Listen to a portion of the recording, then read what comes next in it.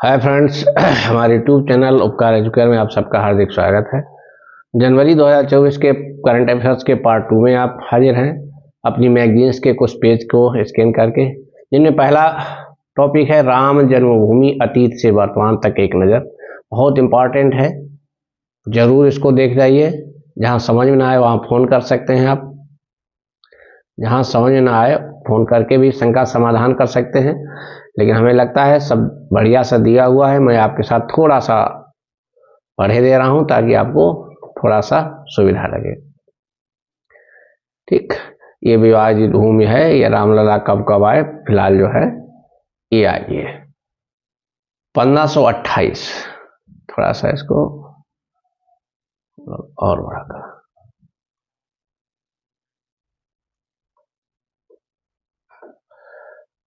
देखिए 1528 में क्या हुआ। सबसे पहले मुगल बादशाह बाबर के एक करीबी सिपह सालार मीर बाकी का सैनिक था, बाबर का सेनापति था मीर बाकी ने अयोध्या में एक मस्जिद बनवाई। कहा जाता है वहां राम जन्मभूमि मंदिर था, बल्कि सीधे शब्दों में कहें वहां मंदिर को तोड़ करके मस्जिद बनाई गई।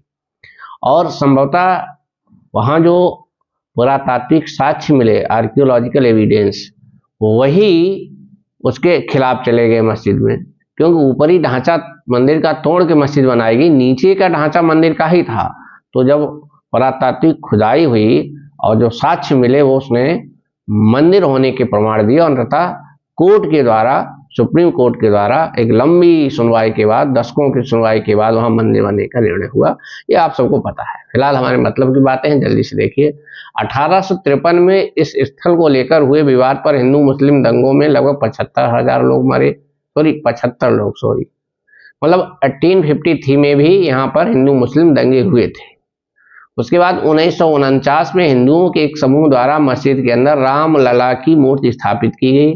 मुस्लिमों के विरोध के बाद सरकार ने इसे विवादित घोषित कर दिया तथा पूजा स्थल पर ताला लगवा दिया गया। 1984 में विश्व हिंदू परिषद ने इस स्थान पर मंदिर बनाने के लिए राम जन्मभूमि आंदोलन आरंभ किया। 1986 में 1 फरवरी फैजाबाद के एक जिला जज ने द्वार खोलने का आदेश देकर हिंदुओं को पूजा स्थल में प्रवेश करने की इजाजत दी। देश के विभिन्न भागों में सांप्रदायिक तनाव बढ़ा, जिसके बाद बाबरी मस्जिद एक्शन कमेटी बनाई गई।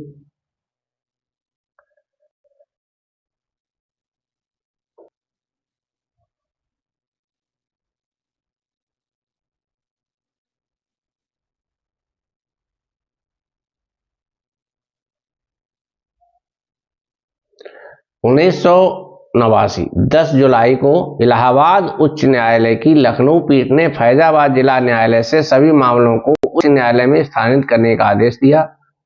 9 नवंबर विवादित ढांचे के पास शिलान्यास किया गया। 1990 राम मंदिर के समर्थन में लाल कृष्ण आडवाणी की शोभनाथ से अयोध्या तक की रथ यात्रा को बिहार में रोका गया।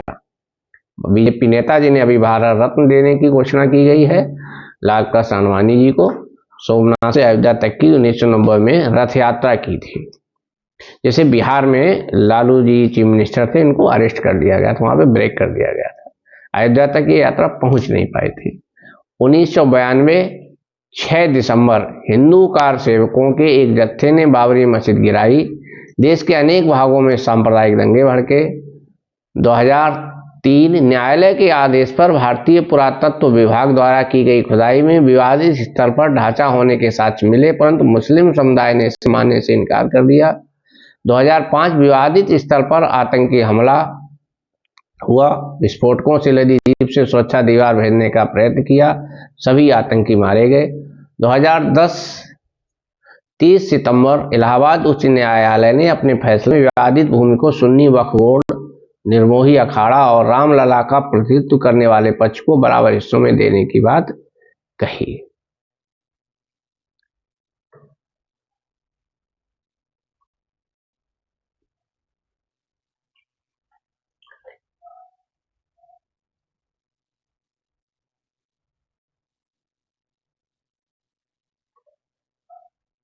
दो 9 मई को सर्वोच्च न्यायालय ने इलाहाबाद उच्च न्यायालय द्वारा विवादित भूमि को 3 भागों में विभाजित करने के फैसले पर रोक लगाई। 2019 6 अगस्त को सर्वोच्च न्यायालय की 5 न्यायाधीशों की संविधान पीठ ने मामले की रोजाना सुनवाई शुरू की। 9 नवंबर 5 न्यायाधीशों की पीठ ने सर्वसम्मति से अंतिम फैसला सुनाया, जिसमें राम मंदिर निर्माण के लिए 2.7 एकड़ की विवादित भूमि को एक ट्रस्ट को सौंपने का आदेश दिया। सुन्नी वक्फ बोर्ड को मस्जिद बनाने के लिए अयोध्या में 5 एकड़ की वैकल्पिक जमीन देने का आदेश भी दिया। 5 फरवरी 2020 को राम मंदिर के निर्माण और प्रबंधन के लिए भारत सरकार द्वारा श्री राम जन्मभूमि तीर्थ क्षेत्र ट्रस्ट स्थापित किया गया। 5 अगस्त प्रधानमंत्री श्री नरेंद्र मोदी की उपस्थिति में राम जन्मभूमि स्थल पर भूमि पूजन के बाद मंदिर निर्माण की कार्य की शुरुआत हुई तथा 22 जनवरी 2024 को एक भव्य समारोह में राम मंदिर का उद्घाटन किया गया। तो ये कुछ मुख्य जानकारी रही, बाकी आप वैल्यू एडिशन कर सकते हैं।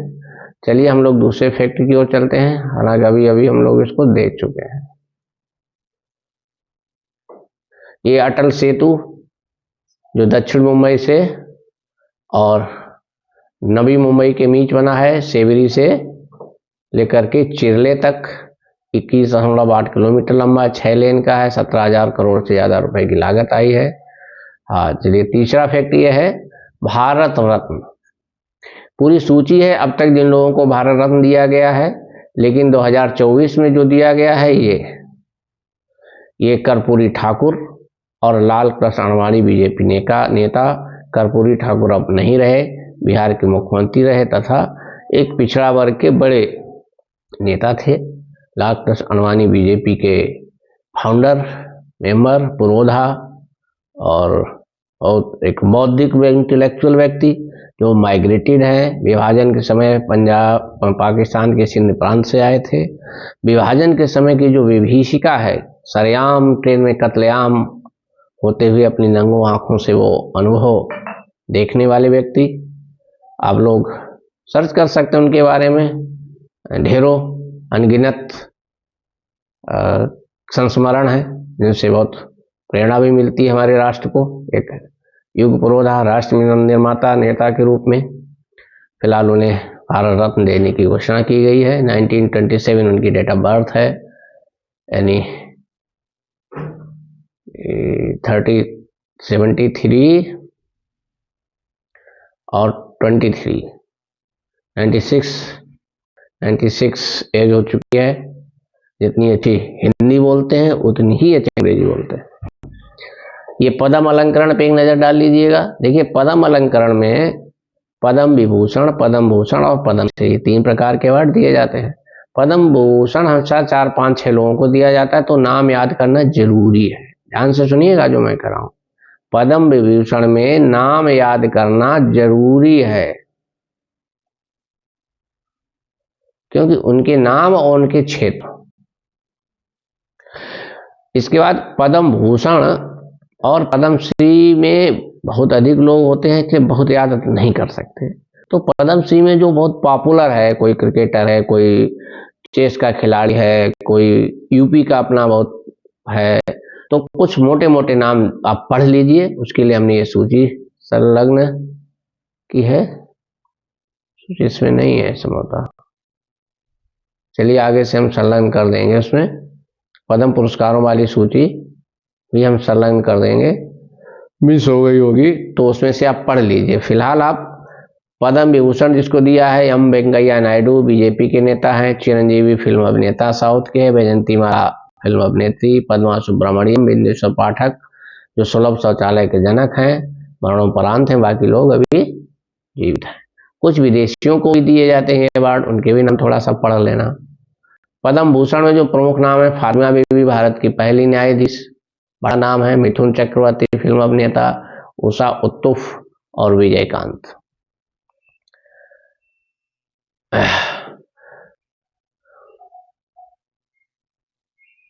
पद्मश्री में डॉक्टर R.S. पारिक, ज्योत्सना चिन्नप्पा और रोहन बनप्पा। हाँ, ये अगला है कि हमास क्या है। हमास क्या है? अभी तो इजराइल हमास का झगड़ा हो रहा, पूछा जा सकता है हमास का फुल फॉर्म। हमास का फुल फॉर्म है हरकत अल मुकावामा इस्लामिया, इसका शाब्दिक अर्थ है इस्लाम संघर्ष आंदोलन, इस्लामिक संघर्ष आंदोलन। यह अलग देश की मांग कर रहे फिलिस्तीनियों का एक अतिवादी समूह है। फिलिस्तीनियों का एक समूह उदारवादी भी है जिसे अल फतेह के नाम से जानते हैं। हमास की स्थापना 1987 में हुई थी। इसका उद्देश्य इजराइल को हटाकर उसके स्थान पर फिलिस्तीनी राज्य की स्थापना करना है। अल फतेह के विपरीत यह संगठन इजराइल के वर्तमान राज्य को मान्यता नहीं देता, साथ ही अपने उद्देश्य की प्राप्ति के लिए हिंसक साधनों के प्रयोग को भी समर्थक है। फिलिस्तीनियों तथा इजराइल के बीच 1948 में उस समय से संघर्ष चल रहा है जब 1948 में उस भूमि पर इजराइल की स्थापना हुई थी, जिसे फिलिस्तीनी अपनी भूमि मानते हैं। फिलिस्तीनी इस्लाम को मानते हैं, अतः अरब देशों ने भी इनकी मांग का समर्थन किया है। इसी कारण से अरब देशों व इजराइल के बीच 4 बार 1948, 1956, 1967, 1973 में युद्ध हो चुके हैं और 4 बार इजराइल जीता है। दूसरी तरफ 1962 में फिलिस्तीन लिबरेशन संगठन PLO भी फिलिस्तीनी राज्य के लिए संघर्ष करता रहा है। 1993 में नॉर्वे की राजधानी ओस्लो में इजराइल व फिलिस्तीन लिबरेशन ऑर्गेनाइजेशन ये के बीच एक समझौता हुआ, जिसमें PLO ने इजराइल को मान्यता प्रदान कर दी तथा इजराइल ने अपने नियंत्रण वाले क्षेत्रों पश्चिमी किनारा तथा गाजा पट्टी पर सीमित प्रकार के फिलिस्तीनी राज्य की स्थापना की सहमति प्रदान कर दी। तभी से इन क्षेत्रों में सीमित फिलिस्तीनी राज्य कार्यरत है, मतलब डोमिनियन स्टेटस टाइप।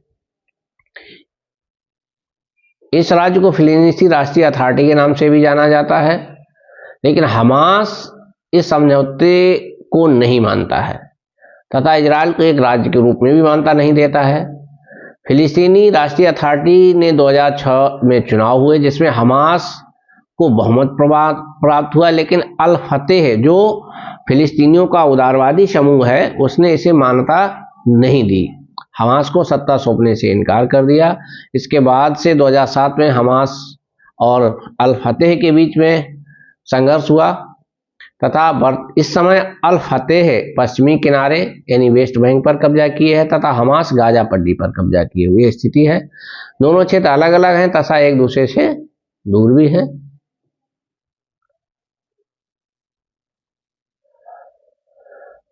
ये जो है 2007 से हमास इजराइल के संघर्ष चल रहा है। हमास ने अरब देशों को विशेषकर कतर व ईरान का समर्थन मिला हुआ है, अपनी स्थानिक नाकाबंदी मौजूद कर ली है और ये 7 अक्टूबर 2023 को हमास ने इजराइल में एक बड़ा आतंकी हमला किया, जिसके बाद स्थिति बहुत ही बदतर हो गई। चलिए हम लोग रुकते हैं जनवरी 2024 के करंट अफेयर्स के पार्ट 2 में यहीं पर। मिलते हैं अगले वीडियो में, तब तक के लिए बहुत बहुत धन्यवाद।